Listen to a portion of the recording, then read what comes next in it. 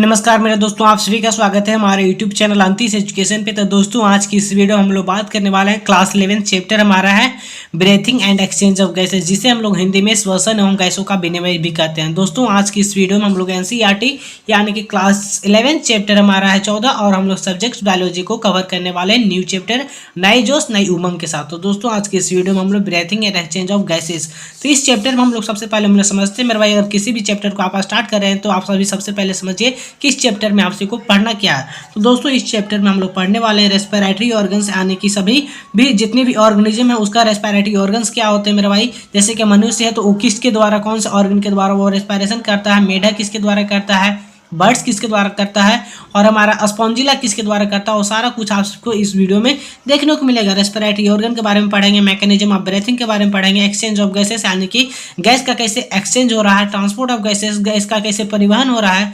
Regulation of respiration. उसके बाद हम लोग पढ़ेंगे डिसऑर्डर ऑफ रेस्पिरेटरी सिस्टम, यानी कि रेस्पिरेटरी सिस्टम की कौन कौन से बीमारियां होने वाली है, सारा कुछ आप सभी को इस वीडियो में देखने को मिलेगा। तो चलिए आज की इस वीडियो में हम लोग इस चैप्टर को इंट्रोडक्शन को कंप्लीट करने वाले हैं। तो हम लोग बात करते हैं मेरे पास, जैसे कि NCERT में कहा गया है, as you have read earlier oxygen is utilized by the organism to indirectly break down simple molecule like glucose, amino acid, fatty acid etcetera. यानी कि जैसे कि पिछले अध्याय में आप सभी पढ़ चुके हैं कि जैसे कि इनडायरेक्टली ब्रेक डाउन, इसमें हम लोग क्या करते हैं, ऑक्सीजन को हम लोग यूटिलाइज करते हैं by the organism to indirectly break down, indirectly यानी कि इनडायरेक्टली ब्रेक डाउन करते हैं सिंपल मॉलिक्यूल्स जैसे कि glucose, amino acid, fatty acid etcetera में, to drive energy to perform various activity. और इस एसिड को, ये सारे मॉलिक्यूल्स को यूज करते हैं, उसके बाद हम लोग हमको क्या मिलता है, एनर्जी मिलता है, और इस एनर्जी को हम लोग वेरियस एक्टिविटीज में हम लोग इसका क्या करते हैं मेरे भाई, यूज करते हैं। Carbon dioxide which is harmful also release during the above catabolic reaction.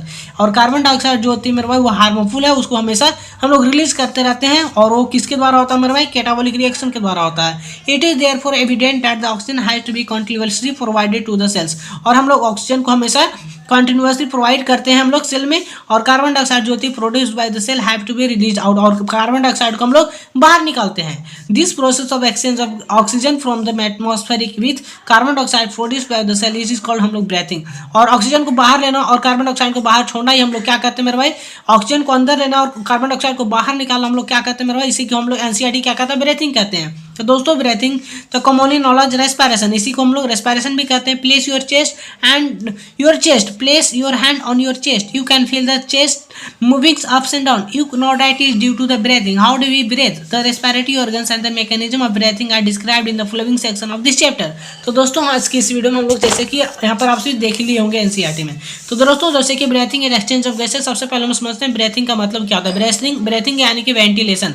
Breathing में हम लोग क्या करते हैं, इनहेलेशन यानी कि इंस्पायरेशन, और एक्सहेलेशन यानी कि एक्सपायरेशन। इनहेलेशन का मतलब क्या होता है, हवा को अंदर लेना, और एक्सहेलेशन का मतलब क्या होता है, हवा को बाहर छोड़ना। तो अकॉर्डिंग टू NCERT ब्रीथिंग जो होती है, ब्रीथिंग को ही हम लोग क्या कहते हैं मेरे भाई, रेस्पिरेशन कहते हैं। ब्रीथिंग NCERT के अकॉर्डिंग ब्रीथिंग को ही रेस्पिरेशन कहा जा रहा है। ब्रीथिंग का मतलब होता है यानी कि ऑक्सीजन को अंदर लेना, और एक्सहेलेशन यानी कि कार्बन डाइऑक्साइड को बाहर छोड़ना हमारा क्या कहलाता है मेरे भाई, ब्रीथिंग कहलाता है। तो आई होप आप सभी को ब्रीथिंग का मीनिंग आप सभी को समझ में आ गया होगा।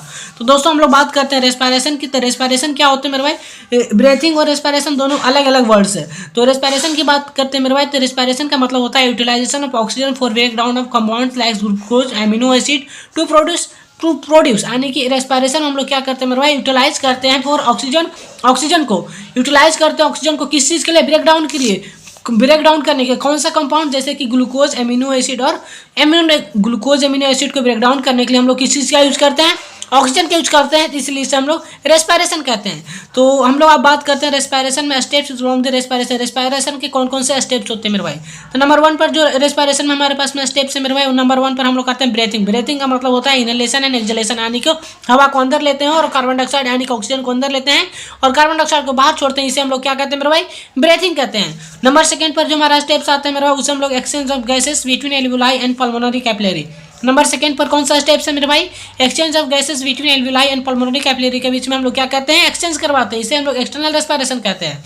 नंबर 3 पर जो हमारा स्टेप्स है मेरे भाई, transport of gases systemic capillary, transport of gases करवाते हैं नंबर 3 पर सिस्टमिक कैपिलरी और टिश्यू के बीच में।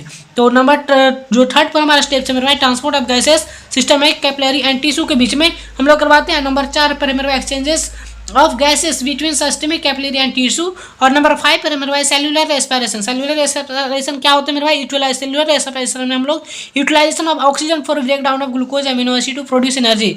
सेलुलर रेस्पिरेशन में क्या करते हैं मेरे भाई? यूटिलाइज करते हैं ऑक्सीजन को, किस लिए करते हैं? ताकि ब्रेक डाउन हो जाए किसका? Glucose amino acid. और किस लिए? ताकि हमें उससे एनर्जी मिले। ये आप सभी समझ गए होंगे। स्टेप्स इन्वॉल्व रेस्पिरेशन का स्टेप्स नंबर 1 है ब्रीथिंग, नंबर 2 है exchange of gases between alveoli and pulmonary capillary, number 3 है मेरे भाई ट्रांसपोर्ट ऑफ गैसेस, और नंबर 4 है मेरे भाई exchange of gases between systemic capillary and tissue के बीच में, और नंबर 5 है मेरे भाई सेलुलर रेस्पिरेशन। सेलुलर रेस्पिरेशन क्या होता है? Utilization of oxygen for break down of glucose amino acid to produce energy. यानी कि सेलुलर रेस्पिरेशन में हम लोग ऑक्सीजन को यूटिलाइज करते हैं किस चीज़ के ब्रेक डाउन करने के लिए? ग्लूकोज एमिनो एसिड को ब्रेक डाउन करने के लिए हम लोग ऑक्सीजन का यूज करते हैं, इसलिए हम लोग क्या करते हैं? सेलुलर रेस्पिरेशन करते हैं। तो आई होप आप सभी को ये सारे पॉइंट्स क्लियर हो गए होंगे। अब हम लोग बात करते हैं मेरे भाई, इसके बाद हम लोग पढ़ने वाले हैं जैसे कि रेस्पिरेशन। रेस्पिरेशन जो शब्द मेरे भाई एनसीईआरटी में दिया है, रेस्पिरेशन का मतलब होता है, रेस्पिरेशन जो होती है वह फिजियो केमिकल प्रोसेस है। फिजियो का मतलब क्या होता है मेरे भाई? Breathing and exchange of gases, और फिजियो में ट्रांसपोर्ट होता है। फिजियो मतलब कि ब्रीथिंग होता है, एक्सचेंज ऑफ गैसेस होता है और ट्रांसपोर्ट होता है। तो फिजियो में जो एक्सचेंज ऑफ गैसेस होता है, वो एक्सचेंज ऑफ गैसेस किसके बीच में होता है? एल्वुलाई और टिश्यू के बीच में होता है। और केमिकल प्रोसेस का मतलब होता है मेरे भाई सेलुलर रेस्पिरेशन। तो समझ गए होंगे आप सभी को, रेस्पिरेशन का मतलब होता है फिजियो केमिकल प्रोसेस है, फिजियो का मतलब होता है breathing and exchange of gases, and हमारे पास में ट्रांसपोर्ट होता है। और एक्सचेंज ऑफ गैसेस किसके बीच में होता है? एल्वुलाई और टिश्यू के बीच में होता है। और केमिकल प्रोसेस में हम लोग सेलुलर रेस्पिरेशन के बारे में कंप्लीट करते हैं। रेस्पिरेटरी स्ट्रक्चर की बात करते हैं मेरे भाई, तो रेस्पिरेटरी स्ट्रक्चर में हम लोग हैबिटाट यानी कि वो रहते कहाँ है मेरे भाई, और उसका किसके द्वारा वो हमारा रेस्पिरेशन करते हैं, और लेवल ऑफ ऑर्गेनाइजेशन होते हैं। जो हैबिटाट होते हैं मेरे भाई, चाहे तो वो रहते कहाँ, तो या तो वो एक्वेटिक होंगे या फिर टेरेस्ट्रियल होंगे। एक्वेटिक कहे तो वो जलीय होंगे या फिर वो जमीन पर रहते हैं। अगर वो एक्वेटिक है यानी जलीय है तो वो किसके द्वारा रेस्पिरेशन करेंगे? तो हमारे ऑब्वियसली वो गिल्स के द्वारा करेंगे, और जो गिल्स के द्वारा रेस्पिरेशन करते हैं उसे हम लोग क्या कहते हैं मेरे भाई? जो गिल्स के द्वारा रेस्पिरेशन करते हैं उसे हम लोग ब्रोंकियल रेस्पिरेशन कहते हैं। और जो टेरेस्ट्रियल की बात करते हैं मेरे भाई, जो टेरेस्ट्रियल यानी कि जो जमीन पर रहते हैं, जो जमीन पर रहते हैं वो किसके द्वारा रेस्पिरेशन करेंगे? लंग्स के द्वारा करेंगे। अगर वो लंग्स के द्वारा रेस्पिरेशन करेंगे तो उसे हम लोग कौन सा रेस्पिरेशन बोलेंगे मेरे भाई? पल्मोनरी रेस्पिरेशन बोलेंगे। और लेवल ऑफ ऑर्गेनाइजेशन, तो चलिए हम लोग एक बार देख लेते हैं लेवल ऑफ ऑर्गेनाइजेशन। तो जैसे कि अब लेवल ऑफ ऑर्गेनाइजेशन है मेरे भाई, तो जितने भी हमारे वर्ल्ड में हमारे पास क्या ऑर्गेनिज्म है, तो या तो वो सेलुलर लेवल का है या फिर टिश्यू लेवल का है या फिर ऑर्गन है या फिर उनके पास में ऑर्गन सिस्टम पाया जा रहा है। तो मेरा दोस्तों अगर सेलुलर लेवल की बात करते हैं तो हमारा पूरी वर्ल्ड में एक ही हमारे पास में एनिमल्स है जिसे हम लोग पोरीफेरा कहते हैं, इसके पास में सेलुलर लेवल ऑफ ऑर्गेनाइजेशन पाए जाते हैं। और टिश्यू लेवल में हमारा आता है मेरे पास सिलेंट्रेटा टिनोफोरा, और ऑर्गन में आता है हमारे पास में प्लेटिहेल्मिन्थस। तो दोस्तों जिसमें हमारे पास में cellular tissue organ and organ system है, तो जो सेलुलर है पोरीफेरा, सिलेंट्रेटा, टिनोफोरा एंड प्लेटिहेल्मिन्थस, ये जो तीनों होते हैं मेरे भाई, इसमें किसके द्वारा डिफ्यूजन होता है मेरे भाई? एक्सचेंज ऑफ गैसेस किसके द्वारा होता है? तो सिंपल डिफ्यूजन अक्रॉस बॉडी वाला, यानी कि बॉडी के सतह के द्वारा हमारे गैस को एक्सचेंज ऑफ गैसेस करते हैं, ऑक्सीजन को यानी कि अंदर और बाहर छोड़ते हैं। समझ गए होंगे?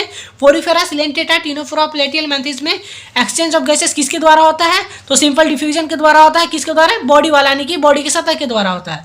और ऑर्गन सिस्टम की बात करते हैं मेरे भाई, तो ऑर्गन सिस्टम में हम बात करते हैं, एक हमारे पास में आता है स्केलेमेंथिस।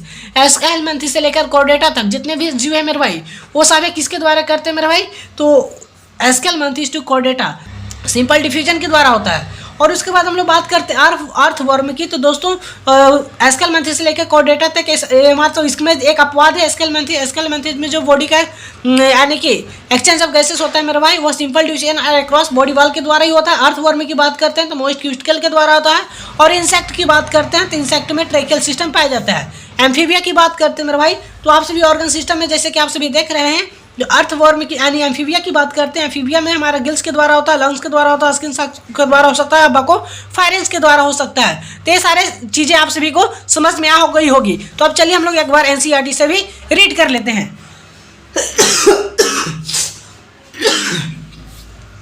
तो दोस्तों जैसे कि आप सभी ने पढ़ा, तो अब हम लोग पढ़ने वाले हैं रेस्पिरेटरी ऑर्गन के बारे में। तो दोस्तों जैसे कि एनसीईआरटी में बताया गया है कि mechanism of breathing vary among different groups of animals depending mainly on their habitat and level of organization, यानी कि जितने भी हमारे दुनिया में जीव जंतु पाए जा रहे हैं मेरे भाई, वो उसके किस जगह पर रहते हैं और उसके हिसाब से सभी जीवों में अलग अलग तरह के उनके पास में क्या है? रेस्पिरेटरी ऑर्गन है।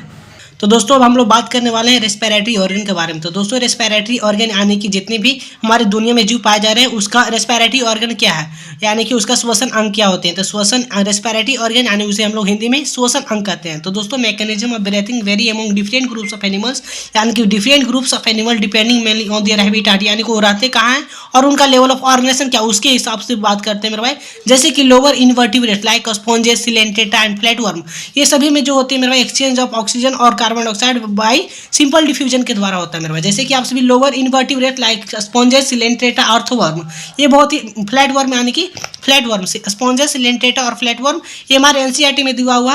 ये जो एक्सचेंज ऑफ यानी कि ऑक्सीजन और कार्बन डाइऑक्साइड के जो एक्सचेंज करते हैं मेरे भाई किसके द्वारा करते हैं, सिंपल डिफ्यूजन के द्वारा करते हैं over their entire body surface, simple diffusion के द्वारा और बॉडी सरफेस के द्वारा करते हैं। और वैसे ही बात करते हैं अर्थवर्म के बारे में भाई। तो earthworm use their moist cuticle and insect have a network of tubes. Earthworm में मोइस्ट क्यूटिकल के द्वारा होता है और इंसेक्ट की बात करते हैं तो उसमें नेटवर्क ऑफ ट्यूब पाए जाते हैं। तो जिससे नेटवर्क ऑफ ट्यूब पाए जाते हैं उसे हम लोग क्या कहते हैं, उसे हम लोग ट्रेकियल ट्यूब्स कहते हैं to transport atmospheric air within the body.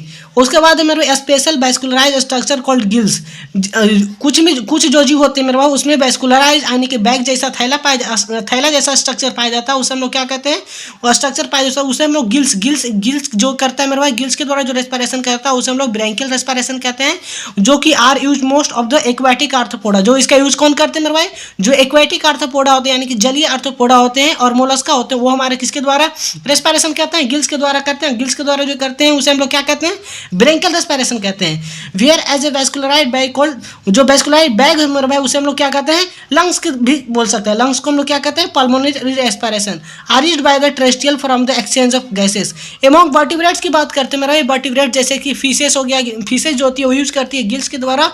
और एम्फीबियन क्या, एम्फीबियन और reptiles, birds, mammals respire through the lungs. जैसे कि फिश जो हो गया मेरे भाई, वर्टिब्रेट्स में फिश जो हो गया वो गिल्स के द्वारा करता है। एम्फीबिया, रेप्टाइल, बर्ड्स और मैमल जो होते हैं यानी कि चार आप सभी याद करिएगा, एम्फीबिया, रेप्टाइल्स, एविस यानी कि बर्ड्स एंड मैमल जो रिस्पायर करती है वो किसके द्वारा करती है, लंग्स के द्वारा करती है। एम्फीबियन जो होती है like frog can respire through the most skin. जो हमारे एक एम्फीबियन है मेरे भाई यानी कि एम्फीबियन यानी कि फ्रॉग जिसे हम लोग बोल रहे हैं, तो amphibian like frog can respire through their most skin यानी कि शरीर के सतह के द्वारा करते हैं, उसे हम लोग क्यूटेनियस रेस्पिरेशन कहते हैं। तो दोस्तों आज की इस वीडियो में हम लोग यहीं तक कवर करेंगे। नेक्स्ट वीडियो में हम लोग ह्यूमन रेस्पिरेटरी सिस्टम के बारे में कंटिन्यू करेंगे। तो आई होप आप सभी को वीडियो पसंद आई होगी। अगर आप सभी को वीडियो पसंद आया हो प्लीज वीडियो को लाइक करें, चैनल पर नए चैनल को सब्सक्राइब करेंगे। मिलेंगे नेक्स्ट वीडियो में, तब तक के लिए जय हिंद, वंदे मातरम।